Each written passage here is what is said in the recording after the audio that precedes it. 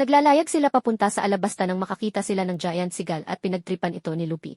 Kaya napiko ng ibon at dinakit si Luffy na pinag-alala ni Chopper. Kaya dali-daling sinabi sa ibang Straw Hat na nagsusugal. Pero sabi nila na matanda na si Luffy at kaya na ang sarili. Kaya nakita ni Chopper na hinuli ng captain ang giant seagull at inutos na lutuin ito. Pero nagalit ang tatlo dahil istorbo ito sa kanilang pagsusugal. Tuwa naman si Choppy sa kanyang first journey sa pagiging pirata. Nang dumating si Nami at sinabing malapit na silang dumating sa Alabasta. Kaya nagkaroon ng pagpupulong ang Straw Hat. At sinabi nila ang sitwasyon ni Vivi kay Chopper. Pinaliwanag ni Vivi ang kanyang nalalaman sa Baroque Works. Ang mga opisyal ng Baroque Works ay nakabase ang lakas sa kanilang numero. Ang number 0 ay ang big boss at may 13 miyembro na mas mababa rito. Bawat lalaking miyembro ay may kapartner na babaeng miyembro. Dahil simple-minded ang ating bida, kaya ang pagkakaintindi nito ay kailangan lang nilang bugbugin si Crocoboy. Samantal, sa Alabasta ay laganap ang kaguluhan dahil sinusugod ito ng mga pirata. Pero naroon ang huwad na superhero ng mga mamamayan ng Alabasta. Ito ay si Crocodile na miyembro ng Seven Warlords. Hinarap ni Crocoboy ang mga piratang nanggugulo sa Alabasta. Pagtalo nito pababa ng sinagsak siya ng mga pirata.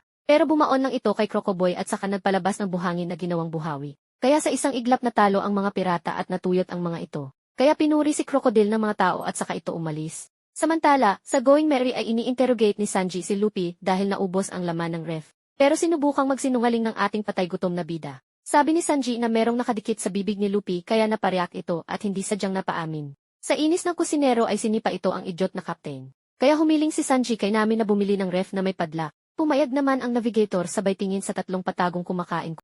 Kaya nilapitan ang mga ito ng badrip na kusinero at pinag-umpog ang tatlo na kanilang kinahilo. Dahil wala silang makain pinagbingwit sila ng isda. Nang pinuntahan sila ni Vivi ay nakita si Karoo na ginawang pain sa mga isda. Kaya nagalit ang dalaga at pinag-umpog si Luffy at Usopp. Nang biglang natanaw ni Vivi ang makapal na hamog at tinawag si Nami. Sabi ni Nami na walang dapat ipag-alala dahil isa lang yung steam. Kaya kanila itong pinasok at naubo ang mga ito. Hindi nila nakita na may pasalubong sa kanila ang barko ni Bon Clay. Paglampas nila sa steam ay nakabingwit sila ng isang baklang balerina na nakayakap kay Karoo. Pero napabitaw ito kay Karoo at nahulog sa dagat kaya kanila itong tinulungan dahil nalulunod. Nalaman nilang kumain si Bon Clay ng Devil Fruit kaya tinanong nila ang ability nito. Pero inatake nito si Luffy at naalerto ang Straw Hat pero pinigilan sila nito. At gulat na gulat sila dahil kamukha na ito ng kanilang captain. Paliwanag nito na kaya niyang kopyahin ang face ng mga taong kanyang nahawaka. Isa-isang hinawakan ang mga Straw Hat saka nagpapalit-palit ng face ng mga Straw Hat. Pati ang katawan ay kaya nitong gayahin kaya nasuntok ito ni Nami. Pero nag-enjoy ang mga isip bata kaya humiling na ulitin pa ito ni Bon Clay.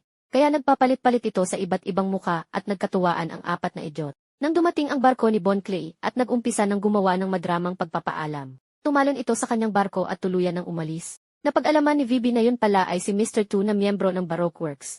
Nabahala ang prinsesa dahil nakita niya ang face ng kanyang ama na kinopya ni Mr. Two.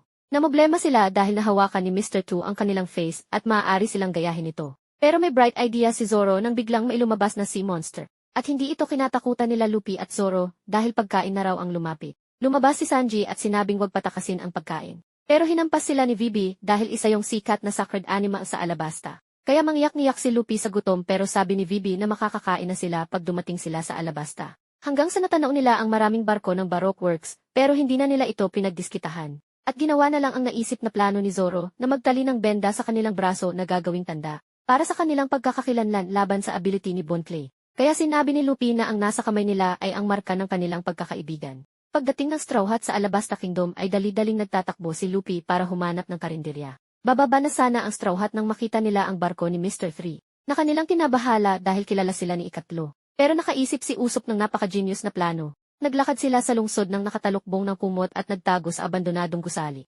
Samantala, iniisip ni Vivi ang kalagayan sa lungsod ng Alabarna kung nasaan ang kingdom. Kaya natanong ni Zoro kung ano ang plano nito sa pagpigil sa mga rebelde at kung paano siya matutulungan. Sabi ni Vivi na ang usapan ay ihatid lang siya sa Alabasta. Kaya nakutusan ito ni Nami dahil naroon na nga sila, kaya tutulungan na nila ang kaibigan. Kaya wala nang nagawa si Vivi kung hindi magpasalamat. Sabi ni Vivi na kailangan nilang pumunta sa Yuba para kausapin ang leader ng mga rebel army. Sabi ni Sanji na sila na ni Chopper ang mamimili ng kanilang kakailanganin. Sila lang ang hindi pa nakilala ni Ikatlo at nagpunta na sila sa palengke. Naisip naman ni Nami kung saan na naman napadpad ang kanilang idiot na captain. Samantala, naligaw si Luffy sa gitna ng disyerto nang mapansin nito ang isang bahay na may usok. Naisip ng idiot na pag may usok ay may nagbabarbecue kaya dali-dali niya itong pinuntahan. Sabi ni Sanji kay Choppy na sumilong na lang ito at siya na lang ang mamimili. Tumakbo si Sanjay at iniwan si Chopper para maghanap ng kababaihan. Dahil hindi matagalan ni Chopper ang init kaya natulog muna ito sa loob ng karwahe. Pero nung umalis ang karwahe ay nasama si Choppy kaya pagbalik ni Sanji ay wala na ang reindeer.